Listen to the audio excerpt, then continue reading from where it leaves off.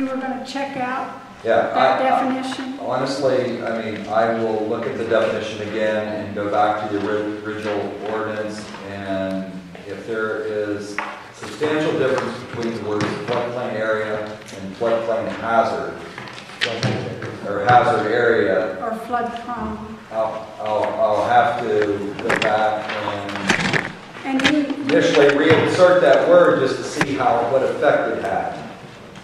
There is a statement at the very end on the last page that everything is null and void.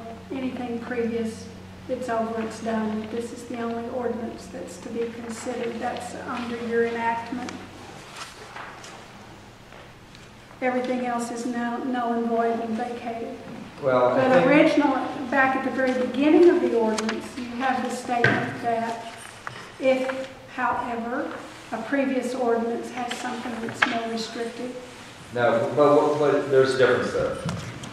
What that's suggesting is if there is a separate ordinance, for example, you don't have one, but if there's a separate building code ordinance that specifies how you're to build something that's more restrictive than what's required in the floodplain ordinance, then that other ordinance would be effective. And it would be applicable. And you'd have to build to the more restrictive ordinance. The language that you're speaking of in terms of null and void at the end is to suggest that all prior ordinances that relate to the floodplain are now null and void, and this is now, if you pass it, the ordinance of the county. Well, I'll end my comments with saying that I think both the people that are wanting to develop in the floodplain and those of us that are trying to keep it out, we're both getting shortchanged because FEMA keeps telling us we can be more restrictive, and yet when you try to write the ordinance, all of a sudden we're bound by these archaic phrases and paragraphs that FEMA is making us use, and they don't apply. Well, the only thing I feel your frustration there, and that would have to be addressed by a congressman. Don doesn't make the rules. Oh no, I didn't mean you were doing this on purpose. I'm not doing it in that way, but no, it is what it is. Yeah, it's FEMA language. And you can see where we're going when we suggest changes to it. I've already said that if the commission decides to be more restrictive, I don't think FEMA will get in your way on that issue. But that's a political decision that the commission has to make. I realize that the hour is late, and I'll be as brief as possible. I have before me an intern technical guidance on drilling oil and gas wells in special flood hazard areas. The floodway includes the channel of the river or stream and the adjacent areas of the floodplain, which must be left unobstructed to carry flood waters.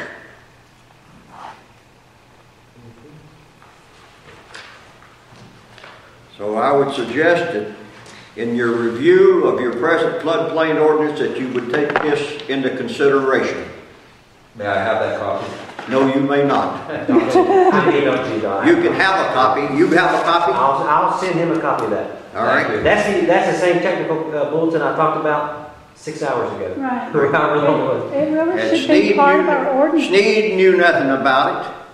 The surface owner's rights knew nothing about it. Well, but it has some points in here that needs to be addressed. Well, I'll just address that generally, that I am familiar with technical bulletins under OSHA. Okay? And this might be hard to believe, but OSHA will pass a certain regulation. And I'll use 1910-212, which is the guarding regulation for industry, that you have to guard so men and women don't lose their fingers, hands, arms, and legs. There are 6 or 8 regional offices of OSHA, ours being Philadelphia. Philadelphia may have a technical bulletin that is responding to a specific question that industry has asked, that essentially sets a technical bulletin precedent in our region that is different than the same question asked to the Chicago regional office, which deals with the Midwest. So, I mean, I'll have to look at that technical bulletin to understand whether it is law guidance or if it is simply guidance. Or what? Or bureaucratic. Guidance, right. Correct. Whether it's the law or it's an interpretation of the law. Right. Does FEMA work in that way too, on different areas, different things? You know, I don't know the answer to that. I don't know the answer to that. Because I know, like, different parts of the country, you know, they're filling the swamps and building homes. I assume that there are different technical bulletins in different areas that may conflict. Linda? Yes, I just want to make a statement.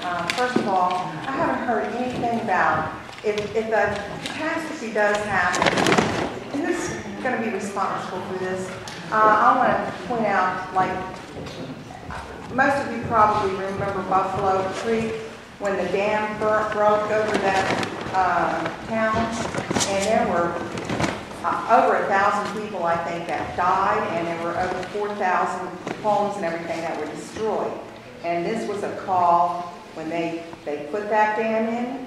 It wasn't put in well, and they had floods for almost a week, maybe more. You know, heavy rains, and the water kept coming up, and the dam started to crumble, and it broke, and it just destroyed multitude of homes and a lot of lives.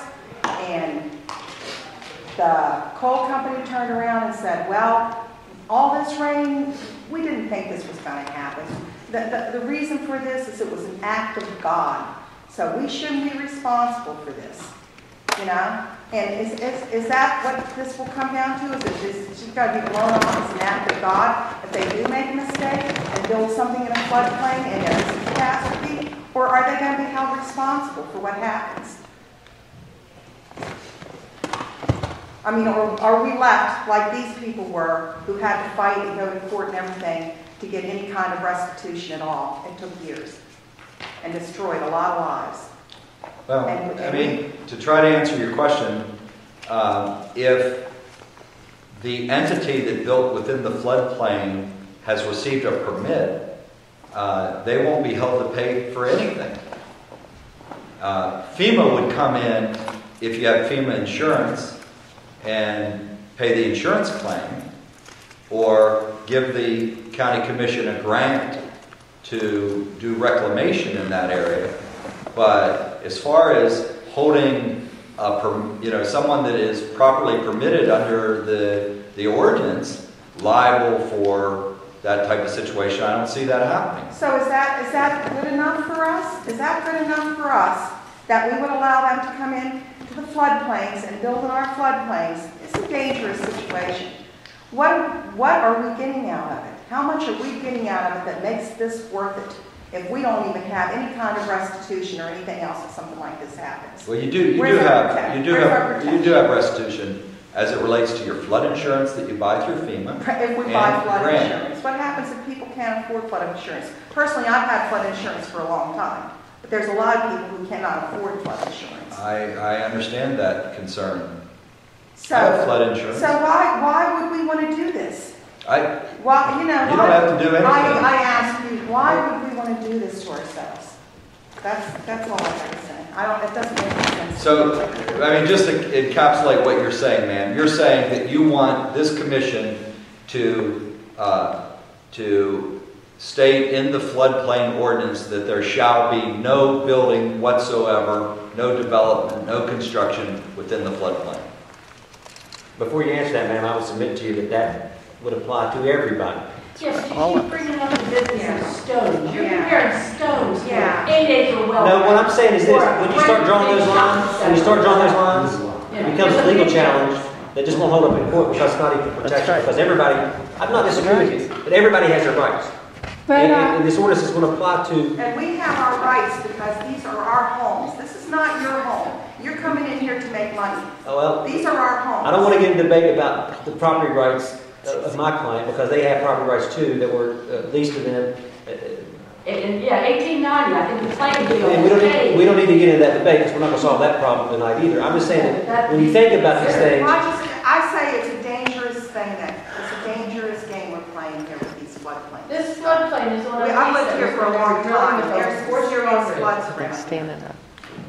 I think Okay. your point about it being, I think your point has been made. I think everyone has heard it. I don't know what else I could say to that, because I think that I've essentially synthesized both of your positions, that you would like the commission to vote that there shall be no development, construction, work, excavation, etc., etc., etc., within the floodplain. That's what you want. There has to be a happy medium. I'm sorry, Tina. I'm sorry, Tina. I'm so I sorry. never forget what I was going to say a while ago. Driveways is different than exactly a 15-acre Oh, pad. yeah. Oh, yeah. Oh. I would like to point out, though, when I contacted about the flood insurance, the FEMA representative made it very clear to me that if construction takes place in the floodplain, which is later determined to exacerbate or cause the flooding, That is absolutely true. they're not going to pay. They're not That going is to get true. anything. Well, that is true, and that's why the floodplain administrator has to do his job correctly. Tammy, Because if you don't do it correctly, that situation could arise. You're absolutely So right. the way to avoid it is to say, don't do it on floodplain. I'm a little shaky. Tam, it's your turn. Oh, yes. How can the floodplain manager be a part of the OES whenever a county commission has made him not a part of the OES? You should have said that for Kevin.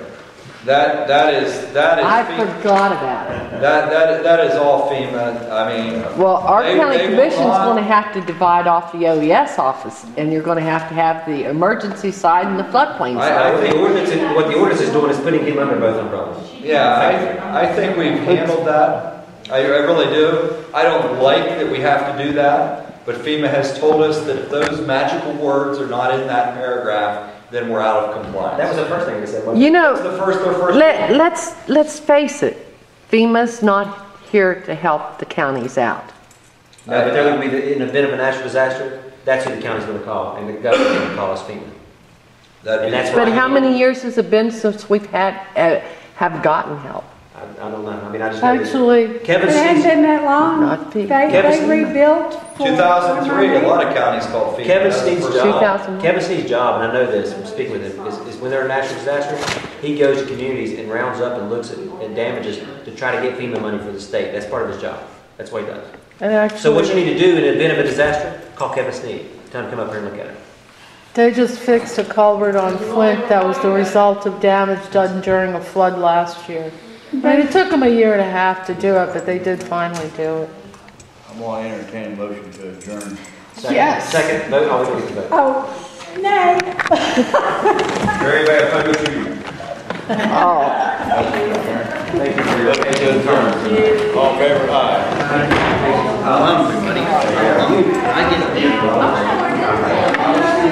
Okay, do that job.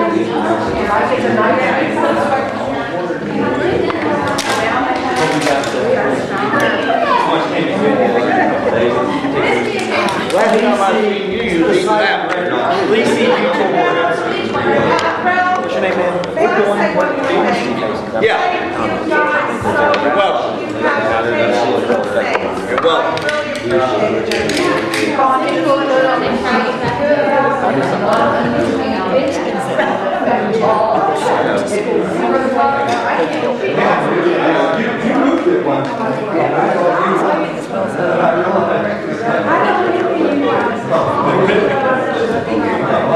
I know.